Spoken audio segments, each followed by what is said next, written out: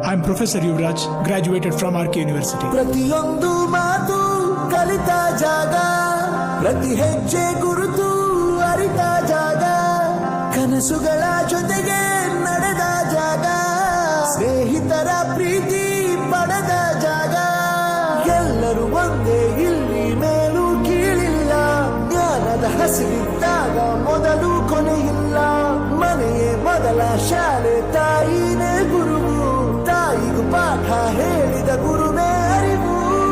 ಎಲ್ಲ ದಾನಕ್ಕೂ ಶ್ರೇಷ್ಠ ವಿದ್ಯೆ ಎನ್ನುವುದನ್ನು ತಿಳಿದ ದೇಶ ನಮದು, ವಿಶ್ವದ ಕಣ್ಣು.